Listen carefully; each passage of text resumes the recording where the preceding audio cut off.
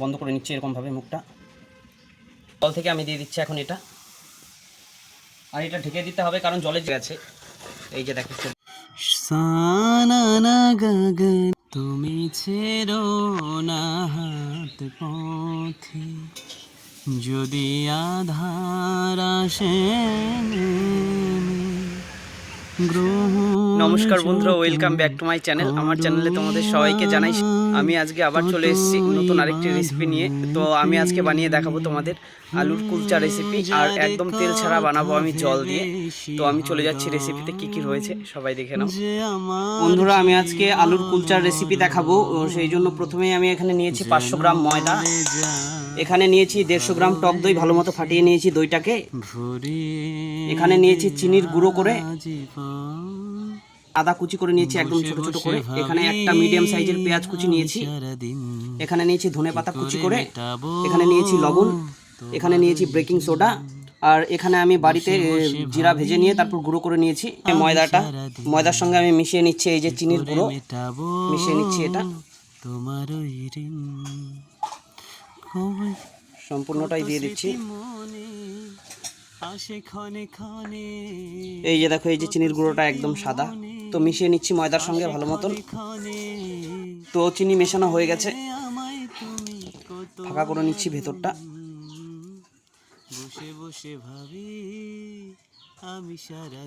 মধ্যেখানে আমি দিয়ে দিচ্ছি এই যে সেই টক দই, 150 গ্রাম টক দই দিয়ে দিচ্ছি।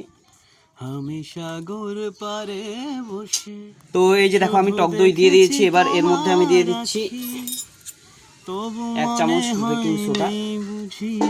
সাগরকে দেখাবা কি আমি দেখেছি তোমার আঁখি, আমি দেখেছি তোমার আঁখি সাগরিকা। আর এই যে দেখুন, সোডা দেওয়ার পর ফুলতে শুরু করেছে দইটা, এই যে দেখুন ফুলছে।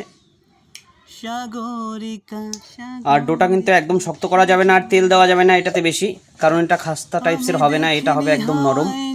তো এবার মিশিয়ে নিচ্ছি। গাছের পাতা শুধু দেখেছি আবেগ কেঁপে কেঁপে ওঠা তোমার চোখে। তো এই যে একটু একটু জল দিয়ে আমি মাখবো, কারণ যেহেতু একা বানাচ্ছি ভিডিও, তো পা দিয়ে গামলাটা ধরে নিয়েছি শক্ত করে, না হলে উঠে যাচ্ছে গামলা বারে বারে। আর এই যে মাখানোর সময় তার জন্য দেখাতে পারিনি তোমাদের, একবারে দেখাচ্ছি এখন। এই যে দেখো, ডোটা প্রায় হয়ে গেছে, আর এই দেখো কতটা সফট হয়েছে ডো, এই যে দেখো আঙুল ঢুকে যাচ্ছে। তো আমি এটাকে রেখে দেবো এখন 20 মিনিটের মতো।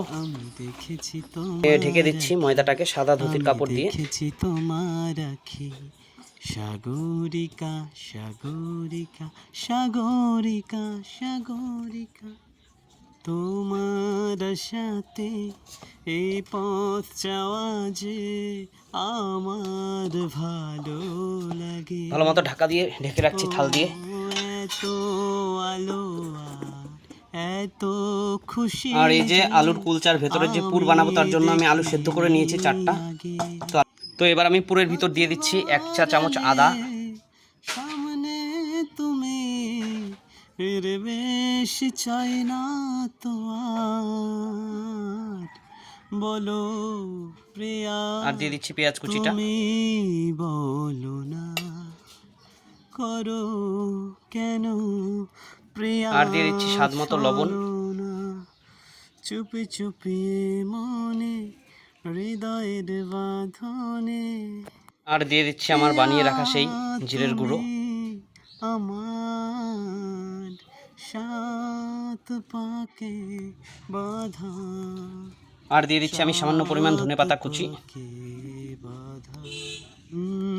আর তোমরা যদি এটা কালারিং করতে চাও তো এখানে লঙ্কার গুঁড়ো দিতেই পারো।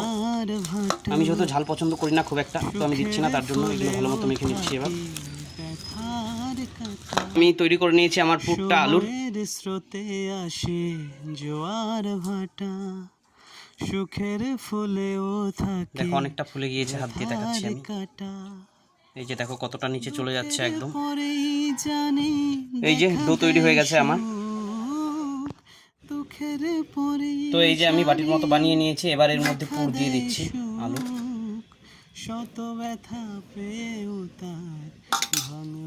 বন্ধ করে নিচ্ছি এরকম ভাবে মুখটা। আশুক পথে হারবে না সে কোনো মতে। ভালোবেসে তো এই যে দেখতে পাচ্ছ, এরকম করলে খোলার আর কোনো ভয় থাকে না। বেলে নিচ্ছি এবার, খুব সাবধানে বেলতে হবে এটা। লিখো তোমার মনের মন্দিরে আমারও পরাণে যে গান বাজেছে। তো এই যে ভাপ উঠছে জল থেকে, আমি দিয়ে দিচ্ছি এখন এটা। তালটি শিখো আর এটা ঢেকে দিতে হবে, কারণ জলের যে ভাপটা, ভাপের জন্যই ফুলবে এটা। দেখুন কেমন ফুলেছে গুলচাটা, দেখুন একবার। এটা ফুলে গেছে, আমি এখন উপর দিয়ে ঘি দিয়ে দিচ্ছি। খুব সুন্দর একটা গন্ধ আসবে ঘি দেওয়ার কারণে। তোমরা যদি পছন্দ না করো তো স্কিপ করে যেতে পারো এটা। সাইড উল্টে দিয়েছি, এটা উল্টা সাইডটাও কত সুন্দর ফুলে গেছে। এই যে দেখো সোজাটা দেখাচ্ছি আমি তোমাদের, সুখী যত না এই যে দেখো একদম ফুলে গেছে। তোমরা যে বলো আর খুব সুন্দর একটা স্মেল বেরোচ্ছে ঘিয়ের। তো নামিয়ে নিচ্ছি আমি এখন এটা। ভালোবাসা ভালোবাসা সুখী ভালোবাসা কারে কয়। সেই গুলচার রেসিপি বন্ধুরা, তোমাদের প্রত্যেককে বলবো রেসিপিটি একবার সবাই বানাও। আর ভালো লাগলে লাইক কমেন্ট শেয়ার অবশ্যই করে দিও।